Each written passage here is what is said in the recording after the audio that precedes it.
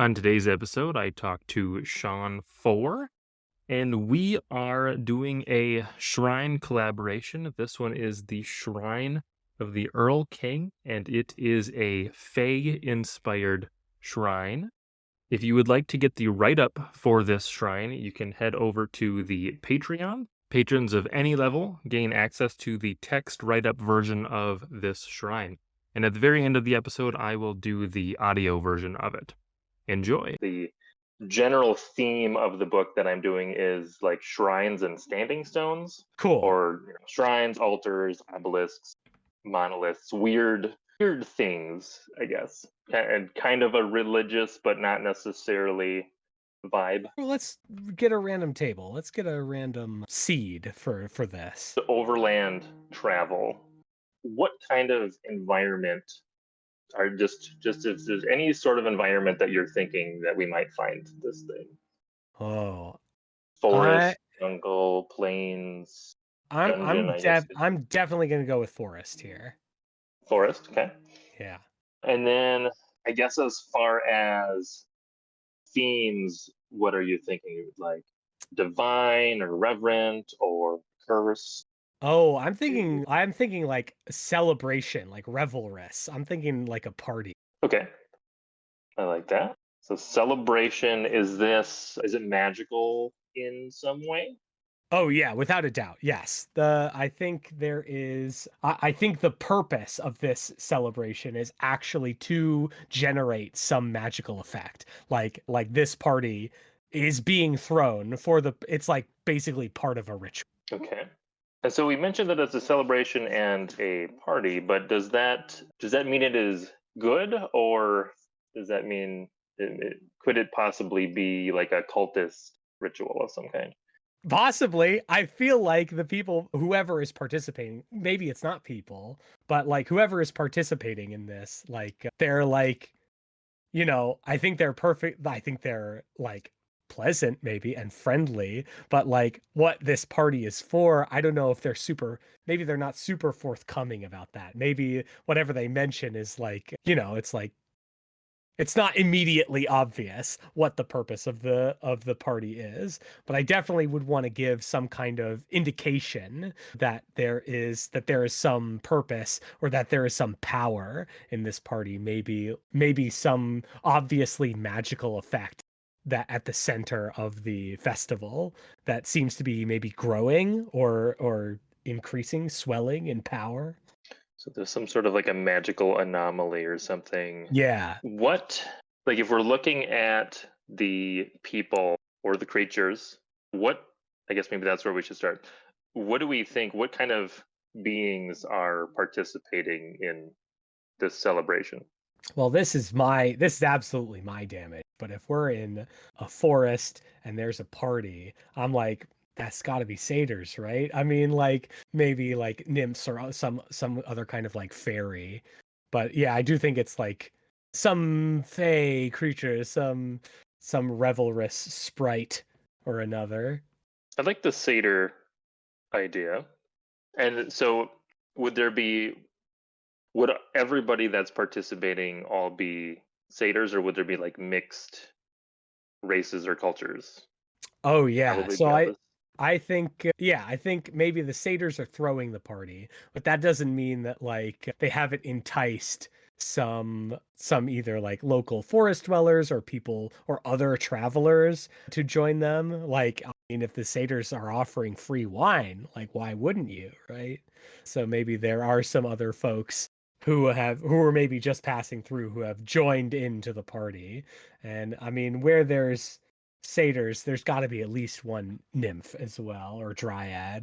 Now, whether she approves of all this or not is another matter. Okay, so we've got this party that's happening. There's definitely Fae involved. It seems like it generally would be a good time for passersby. Do you think that there are any ill effects of, like, for the party or for travelers that participate in the celebration? Not immediately. I feel like I mean, obviously, they're their drinks are going to be super intoxicating. They're going to be strong and probably sweet. But I feel like you don't pay the price until the hangover, right? I like that. And it's probably, and I imagine it's not just like, it's not your average hangover. It's not just like, oh, I feel like shit. Like something, it's like a magic, it's some kind of magic hangover or something like that. I mean, the Fae, whenever they give you something, right, they take something in return. So like, it's like the kind of thing where you drink their wine and then you wake up and like want to like, you're you like, did I black out? But you remember the party, one of your other memories is gone. Like if you drink Oh, enough, like the hangover is not that you can't remember last night, it's that there's something else you can't remember.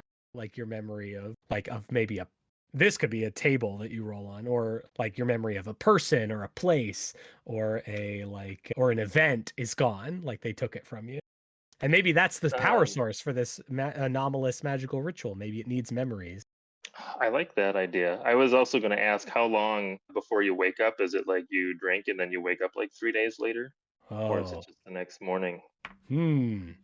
Messing with time. This is another thing you could roll on. I think maybe there should be a die related to how many days later you wake up. So maybe like you roll a d8 or something, because that would give you somewhere between a few days and a week, maybe? I would go for a D3 here, I think. Like 1 to 3 Not days that far, later. sure. Yeah. So 1d3 days or d4, throw out fours. And okay, so then they take a memory from you. I'm trying to think of if there's a way that we could. Is there? Have you ever messed with people's memories in games before? Uh Okay. yes, yes. And I think it's good to bring that up because not everybody is necessarily okay with that. So like you want to like know, are you looking for like some way to foreshadow this or some way to let players know what they're getting into? That maybe would be good to add. I was just trying to think more like mechanically or as like a GM like tip to how would you implement like potential memory loss of like a location or something, right? How they Oh could yeah. play it out at the table. Yeah, I think it's purely like kind of a role play prompt. I made a monster once where like if it hit you, it didn't do damage to you. It attacked one of your memories and it stole memories of people specifically. And I had like a random table like the player had given me like a list of their family members and I had a random table that I rolled to determine like whose memory of them it would steal, and they actually ended up forgetting their mother in that encounter. They like got a really low roll and forgot their mother, and it was like, and family was like very important to the character, so it ended up being like a major plot development for that character. But I feel like it doesn't have to be it's I don't think it's a problem if like your characters can like, they can remind you about the person but you won't remember them. And then I think it's like kind of a maybe a prompt for the GM too, to like have that character or have that event or that place become significant at some point to sort of like, After the memory loss. yeah, to play on that. Because what we're actually doing, I think, when we prompt the player to tell us like, what do you forget? Who do you forget? Like, where do you forget? We're prompting them to give us a person, an event, a place, or a thing that was important to them, that was significant. And like we're basically, because like it doesn't have to be something that already existed in the game. They could make something up in order to forget it. But now that thing has been added to the game, and now, well, like we can operate on that. That's It, kind of what I would like about an encounter like this. I like this almost as, like you said, it's almost could be more of a tool for the game master to generate some things. So, what do you think of the idea of kind of as part of the mechanics of this encounter is basically if they decide to participate in the celebration, then as part of that celebration, they have to write down and kind of role play, recall a person, place, event, and item from their past, essentially, that they have a memory of, even if it's just a short, either just a name or something. Yeah, We just give like them a a little role sentence. play prompt.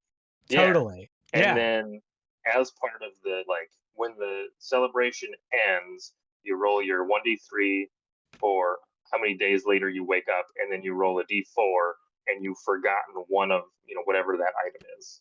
Oh, yeah, totally. Yeah, or maybe there's like yeah, like maybe there's like kind of a storytelling element to this party where people are like telling tales about people and things and places and events and maybe like and that sort of narrativizes the prompt of like, well, what story are you telling? Like what are you contributing to like maybe this like magic bonfire or something in the center of the revel, and then the fire like crackles and gets bigger when people tell these stories, but then when you wake up one of them has been like absorbed into the fire.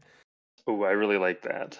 So the magical anomaly is this like bonfire. Yeah, maybe it's like a And then weird color, and any there's like thoughts on color? We could also roll for that too. oh yeah, you could roll for the color, and I definitely imagine it kind of like dancing to like the music of the party. Like the fire is like it's obviously magical because the fire is dancing, like it's not moving like normal fire.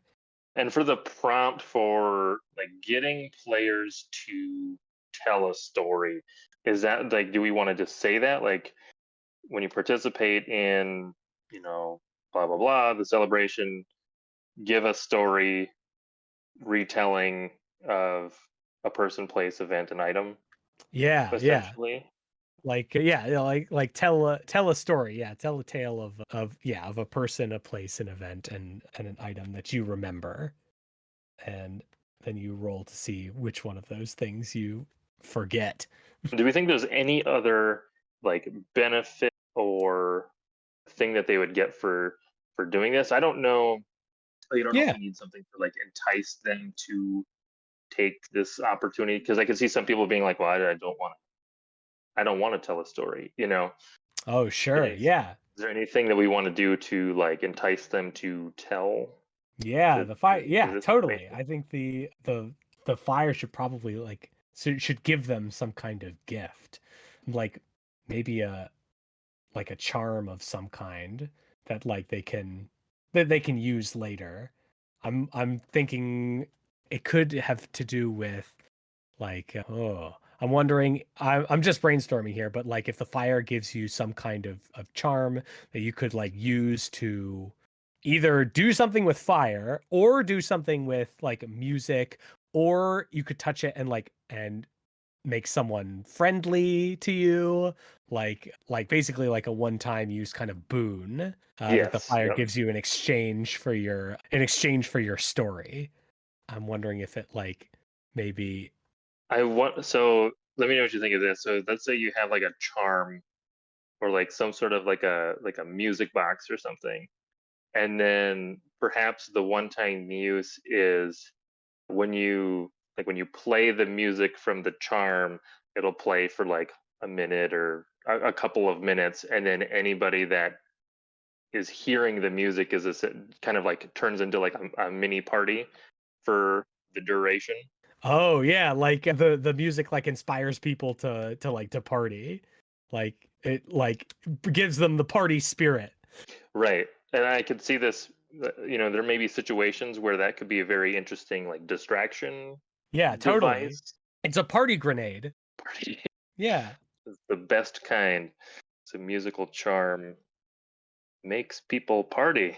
Yeah, maybe it's like a music box. You can wind it up and it'll play for a minute, and like it the first time you use it, it like blazes with the glow of that fire. Afterwards, it's a normal music box, but the first time you use it, it does that. It has that little party effect, the party grenade. I think that would be really cool, and a very useful item in the right scenario, which I also like. I never want to, in like little things like this. I never want to give away stuff that's going to be like super overpowered, but also so like the one time use, so you're not messing with somebody's like long term campaign, right? Like Yeah. +5 sort of killing. Cool. Is there anything else that you can think of for this celebration? Hmm. And it feels oh, yeah, the only other thing I could think of is that if they wanted to go after their memories, the idea that maybe they are stored like they are kept somewhere. Like they could go to the place where stolen memories are kept. Like maybe it's in the Fey world, but like they could, if they wanted to, go on a mission and try and heist their memories back. I like that. So we'll add that as a GM tip Yeah. that there is some. I imagine it would almost be like the bonfires, like exists somewhere in the Feywild. Yeah, totally, totally. It's like a Fey Lord's fire, like the Lord of Revelry or whatever. And like you light the Fey Lord's fire and offer up memories and for his collection. But you could go and heist the Fey Lord's memories. And maybe in there are some like really treasured, like precious memories of like forgotten stuff that nobody else knows. Like, now I'm like, that's the whole campaign. It's like you could go on a memory heist and find a bunch of like of the Feylords like most treasured stolen memories, which have things that like no one else in the world remembers. All right, so the next book is going to be a campaign setting called Memory Heights. What do we want to name this entry? Oh, I mean, oh, yeah, I feel like like the revel of maybe the name of like the Fey Lord and like the revel of X's fire, like or something like that. Gotta think of some fairy names. I'm looking them up. Oh, that's pretty good. What about the Earl King? That's just a generic name for a fairy king, like the revel of the Earl King's fire, or something like that, or revel of the Earl King even. I can get down with that if you like it. I'm good with it. I would cut wrap print. I'd be like that right there. That's an encounter. Awesome. Well, these little homebrew encounter brainstorming sessions are always a ton of fun. So I appreciate you coming up with something with me today. Yeah, oh, yeah. This is the shit for me. I love doing this. The Revel of the Earl King is a mystical shrine located deep within a verdant forest.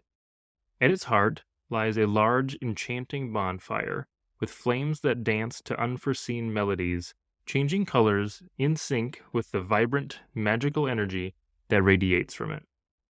Surrounding the bonfire, ancient stones are arranged in a circular pattern, covered in mystical runes and faint, glowing moss. The air is thick with the aroma of aged wine and the forest's earthy scent. Faint, enchanting music seems to emanate from the very air, inviting and bewitching. Enthralled creatures of the forest, including satyrs and nymphs, are often seen reveling around the shrine, their laughter and songs adding to the surreal atmosphere. The entire scene is bathed in the soft, multicolored light of the magical bonfire, casting long, dancing shadows between the trees. The fire offers a reward to those who share in the revelry by telling a story from their past. When you retell a story from your past that contains a person, place, event, and item, roll on the following table. You awaken in 1d4 days, rerolling 4s. What did you forget? So on a 1, you forget the person from your story. On a 2, you forget the place of your story. On a 3, you forget the event from your story. And on a 4, you forget the item on your story. A little bit of a GM note here, or a player note, I should say. You can feel free to make up these particular items of your story in the moment. These don't have to be things that you had thought about ahead of time. This is kind of a role-playing experience for you to pull out these items and to come up with things that you can then forget. And now on to the fire's reward. When you awaken, the fire is gone, as if moved by magical means. No remnants of the shrine or fire remain, save for a small music box in your possession. The music box has 2d6 minutes worth of magic. When the box is wound, it plays for 1 minute, during which it creates a magical dancing fire and melody. Others within earshot get the sudden urge to revel in the festivities of the fire. Once the box runs out of magic, it becomes a non-magical music box. So as we stated in the episode, this is basically the party grenade. And a GM note, somewhere deep in the Feywild is the Earl King's library, which houses the collected memories of all those who have participated in the festivities. Players interested in retrieving their memories, or someone else's, may want to visit the Earl King.